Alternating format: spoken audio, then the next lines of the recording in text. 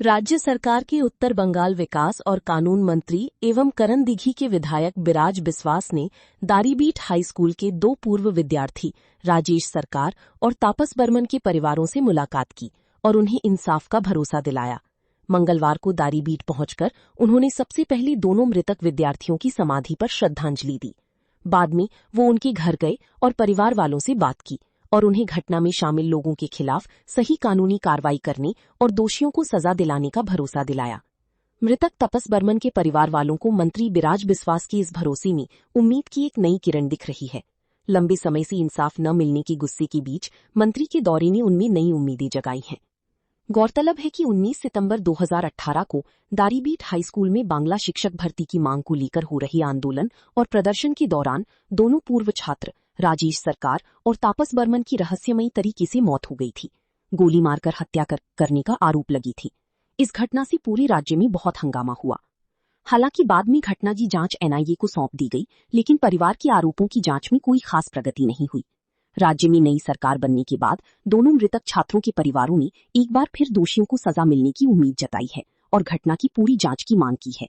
हमारे कमिटमेंट যেটা ছিল আমাদের মাননীয় মুখ্যমন্ত্রী মানে ইমিডিয়েটলি ফাইলটা অলরেডি আমরা সরকারে আসার সাথে সাথেই আমরা ফাইলটাও খুলেছি। ইমিডিয়েটলি যারা যারা দোষী এইসব কেউটোগুলো লুকিয়ে আছে সেগুলো খুঁজে আমরা ইমিডিয়েটলি বার করছি আর আইনের আওতায় তাদের নিয়ে আসছি। আর আমার পরিবার বলতে গেলে তাদের যে কাকিমারা রয়েছে, বিশেষ করে রাজেশ আর তাপসের মা বাবা, তারা আমরা নিজেদের পরিবারই একজন অংশ। আমি অ্যাজ এ পরিবারের ছেলে হিসাবে আমি এখানে দেখা করতে আসলাম সহজে।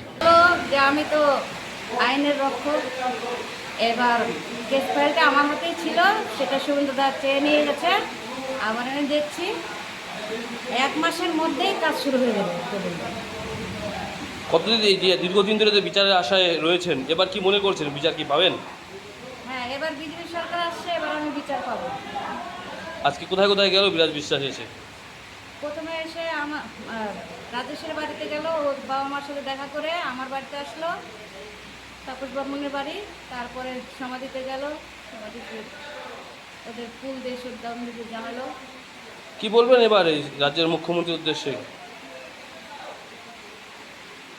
আমার ইচ্ছা ছিল, বিরাজকেও বললাম যে একটু মুখ্যমন্ত্রীর সাথে আমি দেখা করব। উনি বললো ঠিক আছে কাকিমা, আপনাকে আমি দেখা করাবো। আপনি কি যাবেন মুখ্যমন্ত্রীর কাছে? হ্যাঁ, আমার ইচ্ছা ওনার সাথে আমি একটু কথা বলবো, ছেলের বিচারের জন্যই। ছেলের বিচারের জন্য। যারা এখনো পর্যন্ত এই ঘটনার পরে ঘুরে বেড়াচ্ছে তাদের উদ্দেশ্যে কি বলতে চাচ্ছেন? এবার নতুন সরকার এসেছে।